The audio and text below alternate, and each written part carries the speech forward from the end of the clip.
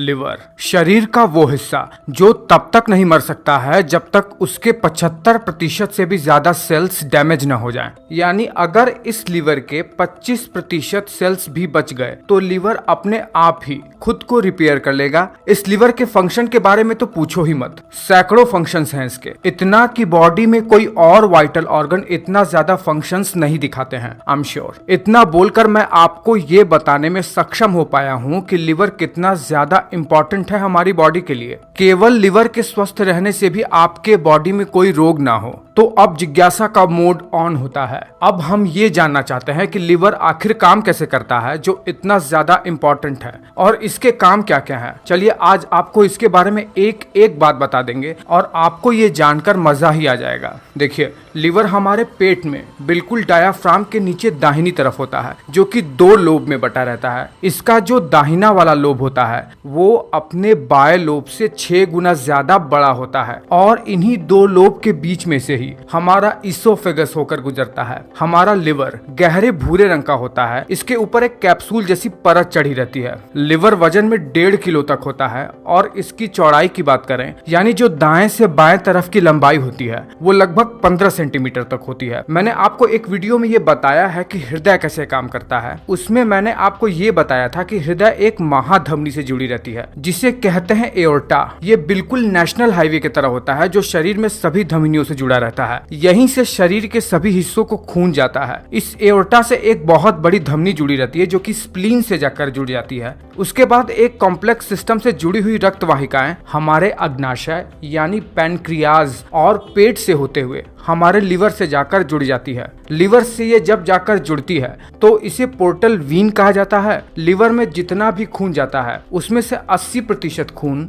जिसमें ऑक्सीजन की मात्रा थोड़ी कम ही होती है वो इस पोर्टल वीन के थ्रू ही लिवर में जाता है। साथ ही साथ क्योंकि ये पेट, इंटेस्टाइन और स्प्लीन वगैरह से होकर आती है इसलिए इसमें बहुत सारे पोषक तत्व जैसे फैट, विटामिन, कार्बोहाइड्रेट, प्रोटीन वगैरह ये सब होते हैं। उसके बाद इसी एओर्टा से एक और बहुत बड़ी आर्टरी निकलती है जो कि सीधा सीधा डायरेक्ट ही लिवर से आकर जुड़ जाती है। इसे हेपेटिक आर्टरी कहा जाता है। हमारे लिवर में जितना भी खून जाता है ना उसमें से 20% खून इसी हेपेटिक आर्टरी से ही होकर जाता है और चूंकि ये हृदय से यानी एओर्टा के थ्रू डायरेक्ट हमारे लिवर में आता है इसीलिए इसमें ऑक्सीजन की मात्रा भी भरपूर रहती है। चलिए आप इतना तो समझ गए कि लिवर में 2 बड़ी बड़ी ब्लड वेसल्स आती हैं। एक तो हमारे पेट वगैरह से आती है जिसमें बहुत सारे पोषक तत्व होते हैं लेकिन उसमें ऑक्सीजन की मात्रा कम होती है और एक आती है डायरेक्ट हृदय से एओर्टा के थ्रू जिसमें ऑक्सीजन की मात्रा ज्यादा होती है लेकिन वो मात्रा में कम होता है। उससे लिवर को केवल 20% खून ही मिलता है। अब देखिए, हमें आना है लिवर के अंदर। जब यह सब खून लिवर के अंदर आ जाता है तो उसके बाद लिवर के अंदर ऐसा क्या प्रोसेस होता है जो हमारे जीवन के लिए बहुत ज्यादा इंपॉर्टेंट होता है। देखिए, जब हम लिवर को थोड़ा जूम करके देखेंगे तो हम पाएंगे कि लिवर के अंदर कई सारे हेक्सागोनल शेप के एक संरचना बनी हुई होती है जिसे हेपेटिक लोब्यूल कहते हैं। एक बार इस हेपेटिक लोब्यूल की संरचना को देख लीजिए। ये बिल्कुल एक हेक्सागोनल शेप में होता है और इसके कुल 6 कॉर्नर होते हैं। एक अनुमान के मुताबिक लिवर के अंदर कुल 10 लाख से भी ज्यादा हेपेटिक लोब्यूल हैं। अब देखिए, इन हेपेटिक लोब्यूल के 6 कॉर्नर पर जो 2 मुख्य ब्लड वेसल्स आ रही थी, हेपेटिक आर्टरी और पोर्टल वीन, वहां से कुछ ब्लड कैपिलरी इन हर एक हेपेटिक लोब्यूल के 6 कॉर्नर पर आकर ब्लड मुहैया करवाती हैं और यहाँ से ब्लड एक नालीनुमा संरचना बना देते हैं और ब्लड यहाँ से बहते हुए हेपेटिक लोब्यूल के बीच में एक सेंट्रल वीन होता है वहां पर जाते हैं। यह जो ब्लड नालीनुमा संरचना से बहकर जाती है उसके दोनों तरफ लिवर के सबसे मेन सेल्स हेपेटोसाइट्स होते हैं और इसी हेपेटोसाइट्स के पीछे की ओर होता है लिवर का दूसरा सबसे इंपॉर्टेंट सेल, कुफर सेल, जो रेड ब्लड सेल्स को फैगोसाइट करके यानी उन्हें डेड करके बाइल जूस बनाते हैं। तीसरा होता है hepatic stellate cell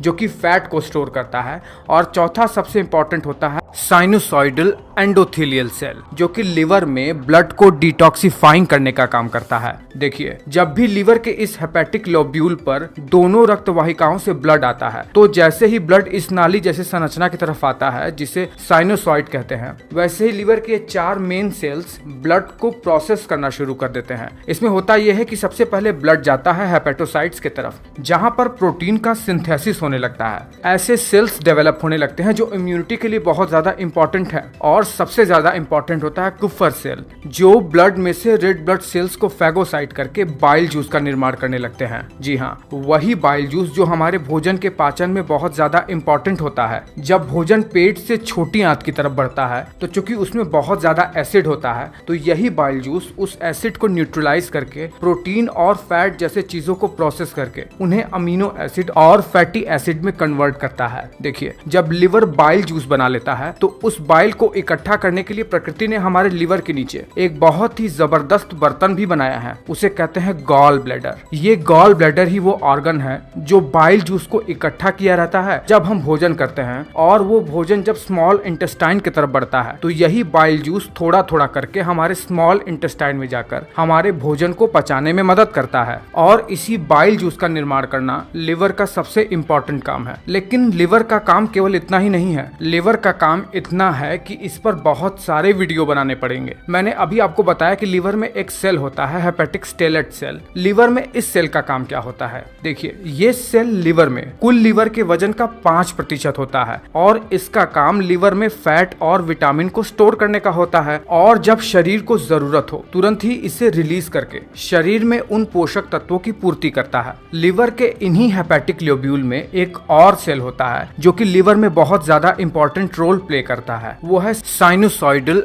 endothelial cell. इस सेल का काम होता है कि जैसे ही लिवर में ब्लड आता है, यह सेल लिवर में ब्लड को डिटॉक्सिफाइंग करके उससे हेपेटिक लोब्यूल के सेंट्रल वीन में भेज देता है, और वहां से ये बिल्कुल शुद्ध खून लिवर के बाहर जाता है और हृदय में पहुंच जाता है। कैसे? देखिए, लिवर में बाहर की ओर जाने वाला एक हेपेटिक वीन होता है जो कि हृदय में नीचे की ओर इंफीरियर वेना केवा की ओर जुड़ जाता है, और वहीं से ये शुद्ध खून जो कि डिटॉक्सिफाइंग हो चुका है वो अब ऑक्सीजन लेने के लिए हृदय के पास पहुंच जाता है। वहां से फेफड़े पर जाता है और फेफड़े से फिर ये हृदय में पंप होकर पूरे शरीर भर में ये शुद्ध खून फैल जाता है। चलिए, आपको इतना तो बता दिया है, अब आपको जाते जाते एक बोनस देते जाते हैं। आपने सुना है ना कि जल्दी जल्दी हेपेटाइटिस का इंजेक्शन लगवा लो या हेपेटाइटिस का वैक्सीन लगवा लो, नहीं तो ये हमें बहुत बुरी तरीके से बीमार कर देगा। आखिर ये हेपेटाइटिस होता क्या है? देखिए, हेपा मीन्स लीवर होता है, यह एक ग्रीक वर्ड है, और आइटिस का मतलब किसी भी तरीके का इन्फ्लेमेशन या इरिटेशन को दिखाने के लिए जोड़ा जाता है।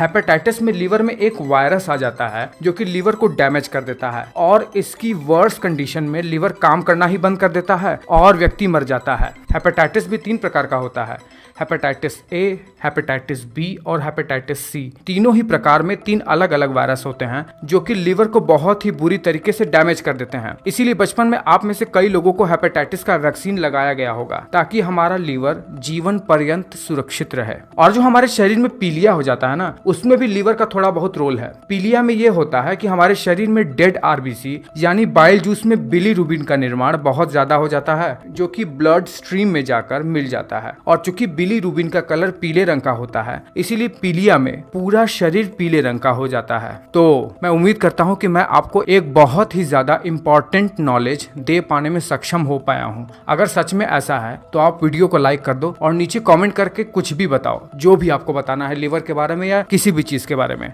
मैं इंतजार कर रहा हूं।